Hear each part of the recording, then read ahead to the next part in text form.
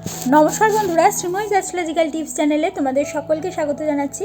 আজকে তোমাদেরকে আমি রাহুর মহাদশা এবং তার অন্তরে রাহুর অন্তর্দশা থাকলে কি ফল আমরা সেই সময়টাতে পেয়ে থাকি সেই নিয়ে জানাবো।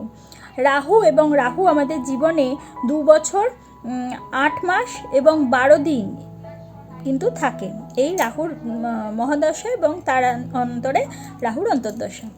এই সময় কর্কটে, বৃশ্চিকে, মিথুনে এবং বৃষে বা কন্যায় যদি রাহু অবস্থান করে সেক্ষেত্রে কিন্তু আমাদের ব্যবসা স্থানের শ্রীবৃদ্ধি ঘটে থাকে এবং পশ্চিম দিকে যদি যাত্রা করা যায় সেক্ষেত্রে কিন্তু অবশ্যই বিশেষ শুভ ফল লাভ হতে দেখা যায়।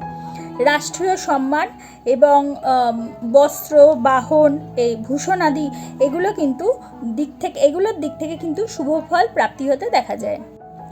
রাহু লগ্নের উপচর স্থানে অর্থাৎ লগ্ন সাপেক্ষে 3, 6, 10, 11 ভাবে যদি অবস্থান করে শুভযুক্ত বা শুভদৃষ্ট হয়ে যোগকারক গ্রহের সাথে যদি যুক্ত হয়, তার অন্তর্দশা চলাকালীন নানাবিধ শুভ ফল এবং রাজানুগ্রহ লাভ হতে দেখা যায়।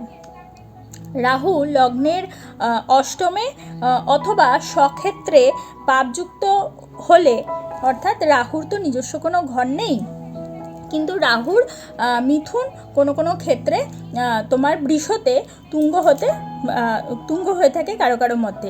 সেক্ষেত্রে এই ঘরগুলোতে যদি রাহু অবস্থান করে অথবা রাহু যদি অষ্টমভাবে লগ্ন সাপেক্ষে অবস্থান করে পাপগ্রহ দৃষ্ট বা যুক্ত হয়ে থাকে, সেই সময় কিন্তু দৈহিক একটা কষ্ট এবং রাজদণ্ড, তাছাড়া হিতকারী বন্ধুর যে এতদিন তোমার সাথে ভালো সম্পর্ক বা ভালো বন্ধুত্ব ছিল সেরকম বন্ধুর বিনাশ ঘটে থাকে এই অশুভ যদি রাহু অবস্থান করে তোমার জন্মচক্রে।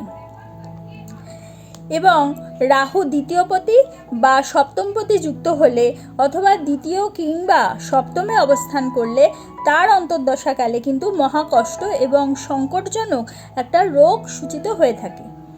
তাহলে বন্ধুরা, রাহুর মহাদশা এবং রাহুর অন্তর্দশা আমাদের জীবনে অবস্থান অনুযায়ী, রাহুর প্লেসমেন্ট অনুযায়ী শুভ এবং অশুভ ফল প্রদান করে থাকে।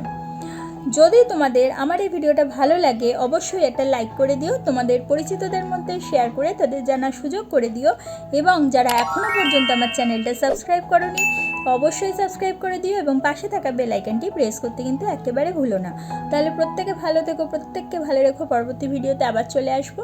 ততক্ষণের জন্য সকলকে ধন্যবাদ। নমস্কার।